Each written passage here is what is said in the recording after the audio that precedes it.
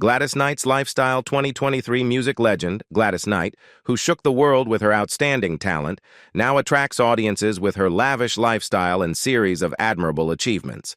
Please watch this video until the end to know what Gladys Knight's fate is like in 2023. Gladys Knight's Lifestyle. Gladys Knight's life in 2023 is a testament to her enduring legacy and successful entrepreneurial ventures. Her son, Shanga Hankerson, has made a mark in the restaurant industry by owning a chain of chicken and waffle restaurants, bearing her name, Gladys Knight and Ron Winans Chicken and Waffles, primarily based in Atlanta. The restaurants have gained popularity and currently boast 3 locations in the Atlanta area, with one even featured on the Travel Channel original series, Man vs. Food. This successful business venture has added to Knight's family legacy. Gladys Knight's financial success is evident in her net worth, which is estimated at a remarkable $28 million, a testament to her enduring influence and prosperous career. Her life has taken her to various places over the years.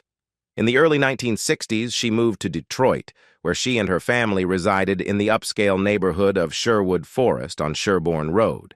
She also spent time on LaSalle Avenue. Later, she expanded her horizons by purchasing a mountain retreat in Fairview, North Carolina, near Asheville in August 2007. This colonial-style home, with 3,918 square feet of living space, includes 4 bedrooms, 4 bathrooms, and 3 fireplaces, all set on a picturesque 20-acre property that features a serene man-made pond with a charming gazebo near its entrance. Additionally, Gladys Knight maintains ownership of a home in Henderson, Nevada, a property she acquired in early 1999. This residence, purchased in 1997 for $695,000, is a sprawling estate with over 6,500 square feet of space, situated on half an acre. The house boasts 6 bedrooms and 4 baths, showcasing her penchant for comfortable living. Gladys Knight's lifestyle also extends to her choice of vehicles. Her impressive car collection includes a Mercedes-Benz, a Kia Soul, a Range Rover, a Porsche 911, an Audi R8, and a luxurious Rolls-Royce, reflecting her affinity for sophistication and style. Personal life and philanthropy. Gladys Knight's personal life has been marked by a series of marriages, challenges, and triumphs, all of which have contributed to the tapestry of her remarkable journey. At the young age of 16, Gladys Knight became pregnant and wed Atlanta musician and classmate James "Jimmy" Newman in 1960. Sadly, she experienced a miscarriage during this time, but the couple went on to have 2 children. However, their marriage faced turbulent times when Newman struggled with drug addiction, eventually leading to his abandonment of the family when Knight was just 20 years old. Despite the difficulties, they remained married for over 12 years, until their divorce in 1973. Their union brought 2 children into the world, James "Jimmy" Gaston Newman III, born on August 13, 1962, and Kenya Maria Newman, born in November 1963. During this period, Gladys Knight temporarily stepped away from touring with the Pips to raise their child while the group continued to perform. In the early 1960s, Gladys, James, and the Pips relocated to Detroit, where they began a new chapter in their lives. They settled in Sherwood Forest, an upscale neighborhood on Detroit's west side, residing on Sherbourne Road and, later, LaSalle Avenue. Her children attended Gesu Catholic Grade School. After a separation that lasted 7 years, Knight and Newman eventually divorced in 1973. Tragically, Newman passed away a few years after their divorce. In 1974, Gladys Knight embarked on a new marriage with Barry Hankerson, the founder of Blackground Records, the label that later signed his niece, the renowned R&B singer Aaliyah. The couple welcomed a son, Shanga Ali Hankerson, on August 1, 1976. Around 1977, they relocated to Atlanta, while the Pips remained in Detroit. However, their marriage encountered challenges, leading to a prolonged custody battle over their son. It's worth noting that during this time, Gladys Knight invested over $1 million in the search for her son after he was kidnapped. In 1995, Knight entered her fourth marriage, this time with motivational speaker Les Brown. However, their marriage faced challenges, and they ultimately separated and divorced in 1997. Gladys Knight also confronted a gambling addiction that persisted for more than a decade.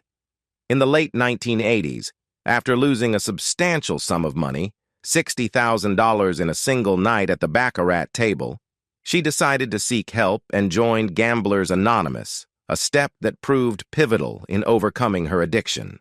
Her religious journey is equally notable.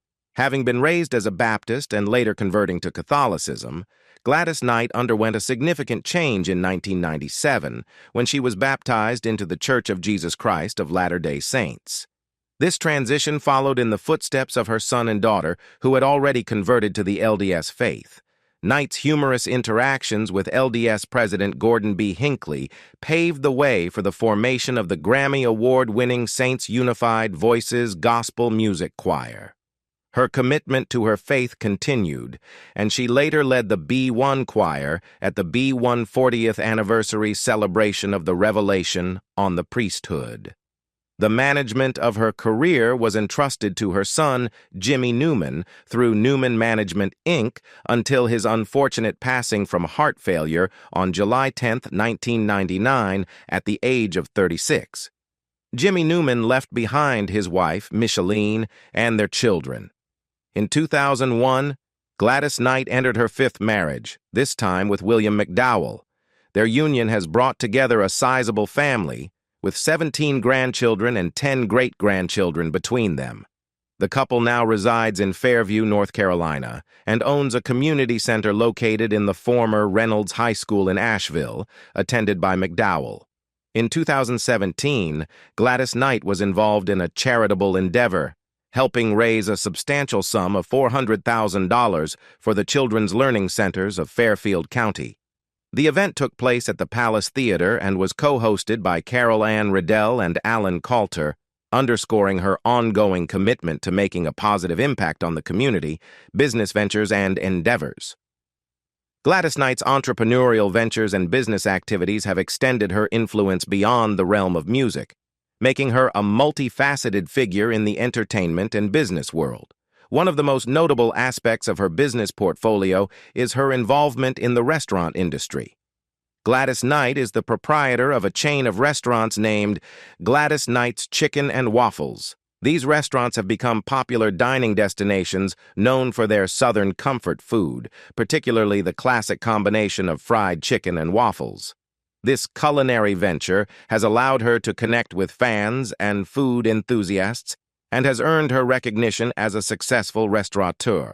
Her financial success in 2023 can be characterized by her diverse assets and wealth accrued over her illustrious career. With a career that spans decades, a string of hit songs, and her various business ventures, her net worth has grown significantly. While precise figures may not be readily available, it is safe to say that she has amassed substantial wealth through her music, restaurant ventures, and other investments. In addition to her culinary endeavors and music career, Gladys Knight has also explored other business opportunities, which might include endorsements, investments, and ventures in various industries. As a prominent figure, she has likely been involved in partnerships, endorsements, and commercial projects that align with her brand and interests, contributing to her financial success. Early life and musical beginnings. Gladys Knight's musical journey began in Atlanta, where she was born to her parents, Merrill Woodlow Knight Sr., a postal worker, and Sarah Elizabeth, née Woods. She grew up with a sister named Brenda, a living brother named Merrill Bubba Knight Jr., and a sadly deceased brother named David Billy Knight. Early on, in the late 1940s and early 1950s, Gladys honed her singing talent in the church choir, a formative experience that would shape her future. Gladys Knight's remarkable journey took a significant turn in 1952 when, at the tender age of 8, she emerged victorious in Ted Mack's The Original Amateur Hour TV show contest. This early recognition paved the way for her future in the world of music.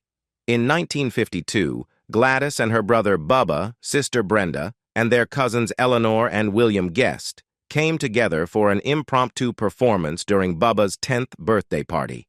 This memorable event was triggered by a record player malfunction, which led to the birth of their musical collaboration. Encouraged by Gladys's mother, Elizabeth Knight, this quintet decided to officially form a musical group, and thus, the Pips were born.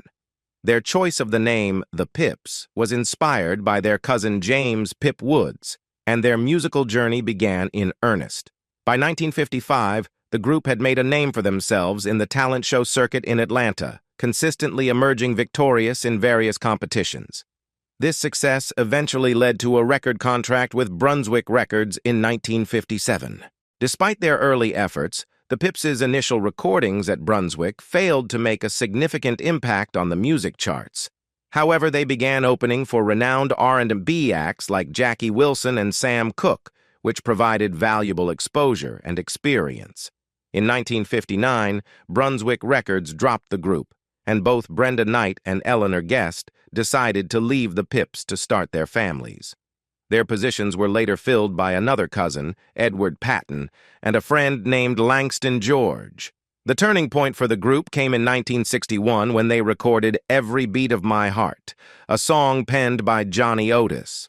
The local Atlanta label, Huntum Records, played a pivotal role in promoting the single, securing a distribution deal with VJ Records. The group then relocated to New York, where they auditioned for Bobby Robinson's Fury Records. However, it came to light that Every Beat of My Heart had already become a hit, but the group had not received their rightful share of the profits. In response, Robinson had the Pips re-record the song and released it on Fury Records. Both versions of the song made their way onto the Billboard charts, with the Huntum VJ version reaching the impressive position of number 6 on the Billboard Hot 100. It was around this time that the group decided to change their name to Gladdis Knight and the Pips. In 1961, they released another successful single, Letter Full of Tears, which achieved top 40 status in early 1962. Despite their growing success, Langston George decided to leave the group in 1962. That same year, Gladys Knight took a break from the group to start a family with her musician husband, Jimmy Newman. However, in 1964, she returned to the fold, and Gladys Knight and the Pips signed with Larry Maxwell's Max label, releasing several modest hits produced by Van McCoy. This marked a pivotal phase in their journey as they continued to make their mark on the music scene. Gladys Knight and the Pips. Gladys Knight and the Pips' musical journey took a significant turn in 1966 when they joined the Motown Records roster. Despite not having an assured hit at the time, the group would go on to achieve remarkable success during their time with the label. Initially considered a second-string act, they defied expectations, producing several major hit singles that left an indelible mark on the music industry. During their early days with Motown, Gladys Knight and the Pips embarked on tours as the opening act for the iconic Diana Ross and the Supremes. However, this collaboration took an unexpected turn when Diana Ross reportedly removed Gladys Knight from the tour. The reason? The audience's overwhelming reception to Knight's soulful performances often outshone the headlining act, leaving Berry Gordy, the founder of Motown, with mixed feelings. In 1973, the group decided to part ways with Motown Records in favor of a more favorable deal with Buddah Records. This decision would prove to be pivotal as it marked the beginning of even greater mainstream success. The summer of 1974 saw Gladys Knight and the Pips recording the soundtrack to the film Claudine with the renowned producer Curtis Mayfield. The soundtrack featured memorable songs like On and On, The Makings of You, and Make Yours a Happy Home. While their success was evident in the United States, the act found particular favor in Europe, especially in the United Kingdom. Several of their singles on Buddah Records became hits in the UK several years after their initial release in the US. For example, Midnight Train to Georgia climbed into the top 5 of the UK singles chart in the summer of 1976, 3 years after its American success. The year 1983 marked another success for Gladys Knight and the Pips with the hit Save the Overtime for Me. Produced under the artistic direction of Leon Silvers III, the song showcased a soulful boogie style and reached #1 on the R&B chart. This achievement was significant as it was their first #1 R&B power hit since 1974. The accompanying music video was one of the early ones to incorporate elements of hip-hop culture. Following a successful tour in 1988, the Pips retired, and Gladys Knight embarked on her solo career, leaving behind a legacy of timeless music. Their contributions to the music industry were recognized with inductions into the Georgia Music Hall of Fame in 1989, the Rock and Roll Hall of Fame in 1996, and the Vocal Group Hall of Fame in 2001, cementing their place in music history. Solo career and success. Gladys Knight's remarkable career was not limited to her time with the Pips, as she ventured into a range of musical endeavors that showcased her immense talent and enduring impact. In 1985, while still a part of Gladys Knight and the Pips, she joined forces with Dionne Warwick, Stevie Wonder, and Elton John on the AIDS benefit single, That's What Friends Are For. This powerful collaboration not only touched hearts, but also reached the pinnacle of success as a triple #1 mega hit. The song garnered a Grammy for Best Pop Performance by a Duo or Group with Vocal, underlining the depth of their collective contribution to the fight against AIDS. The following year, in 1986, Gladys Knight shared a stage with Dionne Warwick and Patti LaBelle for the HBO special Sisters in the Name of Love. This extraordinary gathering of talented female artists created a memorable and soulful musical experience. March 27, 1988, marked a special moment when Gladys Knight delivered a moving rendition of America the Beautiful at WrestleMania 4 in Atlantic City, New Jersey, showcasing her ability to captivate audiences on diverse platforms. In 1989, she lent her voice to License to Kill, the title track for the James Bond film of the same name. This release became a top 10 hit in both the UK and Germany, reaffirming her international appeal. Her solo career took a significant turn in 1991 with the release of her third and most successful solo LP, Good Woman, on MCA. This album not only climbed to #1 on the R&B album chart, but also featured the #2 R&B hit Men. Additionally, the album included the track Superwoman, written by Babyface and featuring Dionne Warwick and Patti LaBelle, which received a Grammy nomination.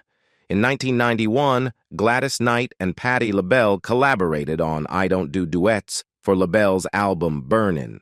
Knight's vocal prowess continued to shine, and in the same year, she performed the national anthem at Game 1 of the World Series, a testament to her enduring presence in the world of sports and entertainment. Her fourth solo album, Just For You, released in 1994, achieved gold status and earned a nomination for the 1995 Grammy Award for Best R&B Album. This recognition reflected her continued excellence as a solo artist. Knight's influence extended beyond her music. She created and directed the Mormon-themed choir Saints Unified Voices, SUV. This choir produced a Grammy award-winning CD titled One Voice and occasionally performed at LDS church firesides. In 2004, she co-headlined VH1's benefit concert, Divas Live 2004, alongside Ashanti, Cyndi Lauper, Jessica Simpson, Joss Stone, Debbie Harry, and Patti LaBelle. The event supported the Save the Music Foundation, showcasing her commitment to philanthropic efforts. In 2005, Gladys Knight collaborated with Ray Charles on a duet of You Were There, which was released on Charles's duets album Genius and Friends, celebrating the enduring friendship and musical connection between the two legends. The spring of 2008 brought an exciting performance as Gladys Knight appeared alongside Chaka Khan, Patti LaBelle, and Diana Ross at the Divas with Heart concert. dedicated to cardiac research at New York's Radio City Hall. Additionally, in 2008, Gladys Knight, along with Jack Black, Robert Downey Jr., and Ben Stiller, performed on American Idol to raise funds for charity, demonstrating her ongoing commitment to making a positive impact. In 2009, Knight paid a heartfelt tribute at the funeral service for the legendary Michael Jackson, singing "His Eye is on the Sparrow" and "The Lord's Prayer." Her moving performance was a testament to her enduring presence on the global stage. In 2011, an updated recording of Shirley Bassey's 1960s classic, "I Who Have Nothing," was released on iTunes and Amazon, showcasing Knight's ability to breathe new life into timeless classics. Gladys Knight continued her music career in 2013, recording the Lenny Kravitz-written and produced song "You and I Ain't Nothin' No More" for the soundtrack from Lee Daniels' motion picture, The Butler. The song was added to the movie's soundtrack of older songs with various artists, a strategic move to make it eligible for the Best Song from a Motion Picture category at the Academy Awards. "Where My Heart Belongs," released in 2014, marked her 30th Top 40 R&B album, including work by Gladys Knight and the Pips. In a 2014 interview, Knight expressed her hope that women in the music and entertainment industry would stand up and reject the trend of selling sex, emphasizing the importance of dressing respectfully for audiences. Her enduring impact on the music industry is underscored by her ranking as number 18 on VH1 Network's list of the 100 Greatest Women of Rock. In 2009, Knight paid a heartfelt tribute at the funeral service for the legendary Michael Jackson, singing "His Eye is on the Sparrow" and "The Lord's Prayer." Her moving performance was a testament to her enduring presence on the global stage. In 2011, an updated recording of Shirley Bassey's 1960s classic, "I Who Have Nothing," was released on iTunes and Amazon, showcasing Knight's ability to breathe new life into timeless classics. Gladys Knight continued her music career in 2013, recording the Lenny Kravitz-written and produced song "You and I Ain't Nothin' No More" for the soundtrack from Lee Daniels' motion picture, The Butler. The song was added to the movie's soundtrack of older songs with various artists, a strategic move to make it eligible for the Best Song from a Motion Picture category at the Academy Awards. "Where My Heart Belongs," released in 2014, marked her 30th Top 40 R&B album, including work by Gladys Knight and the Pips. In a 2014 interview, Knight expressed her hope that women in the music and entertainment industry would stand up and reject the trend of selling sex, emphasizing the importance of dressing respectfully for audiences. Her enduring impact on the music industry is underscored by her ranking as number 18 on VH1 Network's list of the 100 Greatest Women of Rock. In 2019, Gladys Knight accepted an invitation to sing the national anthem at Super Bowl Lycée, though her decision was met with criticism due to the alleged blacklisting of Colin Kaepernick by the National Football League. Despite the controversy, Knight defended her choice, emphasizing her understanding of Kaepernick's reasons for protesting while expressing her criticism of kneeling during the national anthem. In the same year, she was invited to perform at the 100th anniversary of Delaware State Fair, a testament to her enduring popularity and appeal to audiences of all ages. Finally, in 2022, Gladys Knight received the prestigious Kennedy Center Honors, a recognition presented by U.S. President Joe Biden. Her musical journey continued to evolve as she headlined a U.S.-Africa Leaders Summit dinner at the White House, highlighting her continued influence and impact on the global stage. What do you think about Gladys Knight's life and the achievements she has achieved in her career? Leave us your comments in the section below. We hope you have found this helpful video. Don't forget to leave a like, share, and subscribe to the channel if you like it. Thank you for watching this and see you in the next videos. Goodbye.